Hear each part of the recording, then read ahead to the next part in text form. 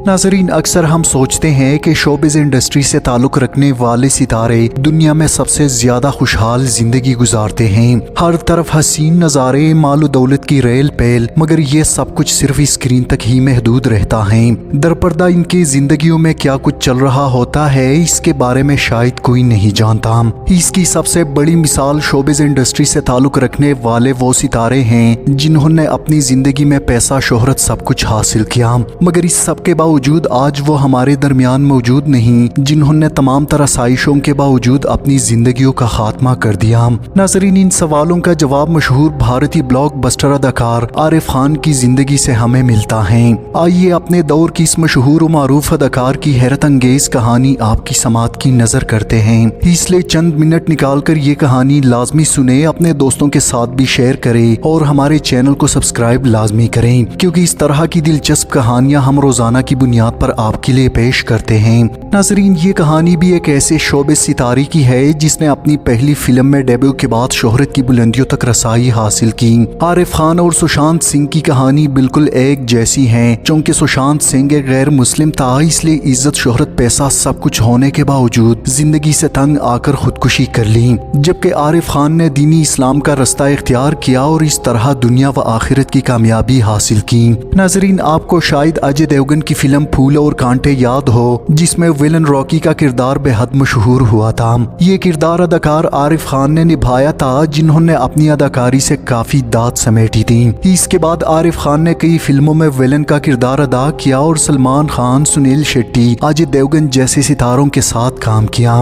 इसके अलावा आरिफ खान ने मोहरा, दिल जले और कई फिल्मों में जबरदस्त अदाकारी के जौहर दिखाए। ताहम कुछ अरसा बाद आरिफ खान अदाकारी और बॉलीवुड को खैरबाद कहकर रूहानियत की जानिब गामजन हो गए।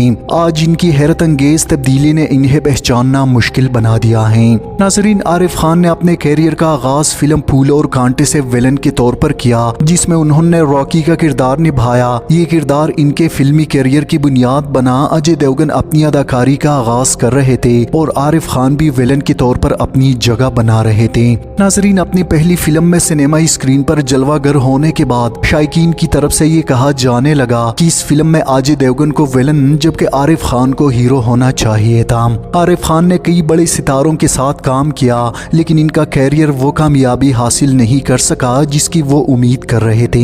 सन 2007 में आरिफ खान ने हॉलीवुड का रुख किया और फिल्म MIT हार्ट में एंजेलिना जूली के साथ काम किया। इस फिल्म में उन्होंने एक टैक्सी ड्राइवर का किरदार निभाया, जो इनके बैनुल अक़वामी कैरियर में एक अहम कदम था। कई साल बॉलीवुड में गुजारने के बाद आरिफ खान ने फिल्मी दुनिया की चमक दमक को छोड़कर तबलीग का रास्ता इख्तियार किया। नाज़रीन, एक इंटरव्यू में आरिफ खान ने बताया कि फिल्मी दुनिया में रहते हुए वो बेचैनी का शिकार थे और इन्हें सुकून नहीं मिल रहा था। वो अक्सर सोचते कि इन्हें बड़े बैनर्स की फिल्मों में किरदार क्यों नहीं मिलते, और यही सब सुशांत सिंह के साथ भी हुआ। शोबिज़ इंडस्ट्री के बड़े सितारों के साथ दौड़ और इससे आगे निकल जाने की चाहत अक्सर सितारों को टेंशन और डिप्रेशन में मुब्तला कर देती है, जबकि यही नाकामी इनकी मौत की वजह बनती है। नाज़रीन, इसी तरह आरिफ खान को भी बॉलीवुड बादशाह बनने का ख्वाब था, जिसमें नाकामी ने इन्हें बुरे आदतों और नशे की लत में मुब्तला कर दिया। कई साल बॉलीवुड में काम करने के बाद उन्होंने फिल्मी दुनिया को छोड़कर अपने मजहब की तरफ रुजू करने का फैसला किया।